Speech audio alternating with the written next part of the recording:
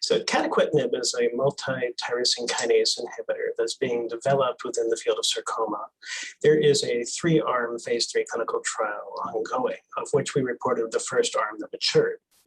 So the first arm that matured was within the synovial sarcoma cohort, where we did a randomized arm of looking at catequentinib versus dacarbazine, for which we found a statistically significant progression-free survival and the tail of the curve, which had a prolonged duration in a subset of patients, suggesting that this is an active agent for the treatment of synovial sarcoma.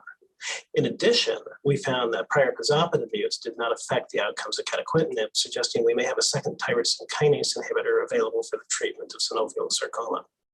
So this study was a intention to treat randomized phase 3 with a 2-to-1 ratio of, for every 2 patients that got catequentinib, 1 patient was randomized to dacarbazine.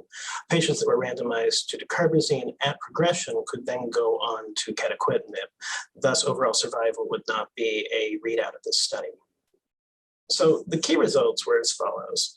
The progression-free survival of catequentinib was better than dacarbazine, which is an active comparator.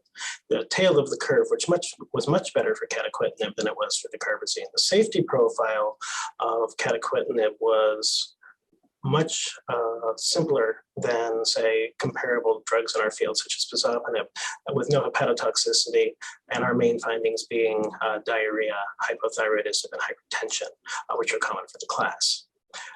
Taken together, we're hoping that this will allow for another tyrosine kinase inhibitor to become available for the treatment of synovial sarcoma, while we await the readout of the other 2 randomized arms, looking at leiomyosarcoma and alveolar soft part sarcoma.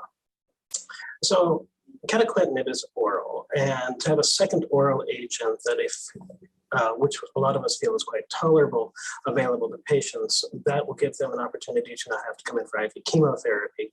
And so they will have a second chance to try to find a tyrosine kinase inhibitor that's active for synovial sarcoma in the journey that they're on. And we're hoping that by having 1 or 2 choices, hopefully most patients would potentially respond to both. We would have that same idea as we have with GIST, where we go from 1 tyrosine kinase inhibitor to another. In that case, it's c-KIT. Within synovial sarcoma, it's actually unknown what we're hitting, but these are broad spectrum tyrosine kinase inhibitors. And so we're hoping that the activity of catequentinib when added to pazopanib would allow for a journey which allows you to stay off of IV chemotherapy. You know, I think one of the things that's important to point out is that to do a 3-arm randomized histology-focused clinical trial within sarcoma is actually the right way to do it, so that you're not mixing too many histologies at once. And I think this is why we're beginning to read out arms of this trial that are positive.